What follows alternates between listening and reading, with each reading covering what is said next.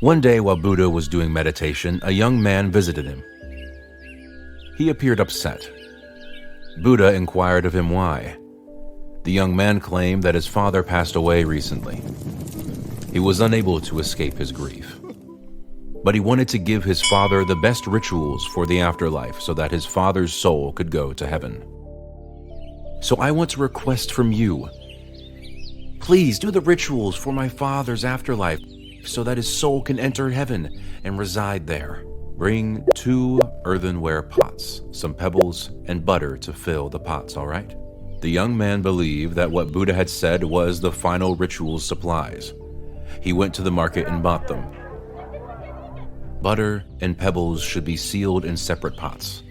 Go ahead and drop both these pots off at the nearby pond after that. The young man followed Buddha's instructions, and later on, both the pots sank to the bottom of the pond. Now break them open with a stick. The pots were broken by the young man's forceful blow. While the pebbles from the second pot sunk at the bottom, the butter from the first pot began to float in the pond. Well, I've accomplished this much. Now call every priest you have and ask them to offer a prayer for butter to sink and pebbles to float to the top. How is this possible? Since they weigh more than the water, the pebbles will only be at the bottom. Butter only floats because it is lighter than water. So doing the opposite is against natural law.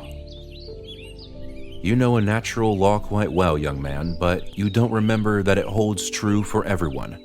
If your father had ever done something bad in his life that was weighing and resembling more like a pebble, he would have inevitably fallen, and no one would have been able to pull him up. If he had carried out the right deeds, which were as light as butter, he would have risen, and no one would have been able to pull him down.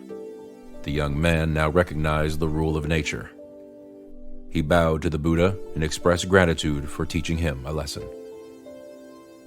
The natural law is the law of karma. That's the law of life. It's not directly visible to the human eye, but it applies to everyone. We can recognize it when things happen to us, good or bad. In Buddhism, pebbles stand for bad karma, which makes you go down. You reap what you sow. Most people claim they understand the law of karma, but when it is applied to them, they don't recognize that karma has taken place. They usually expect good things to happen to them while acting badly in the past. That's not how life works. Remember, understanding and applying karma to your life are 2 different things. Hopefully this video was helpful. Thanks for watching.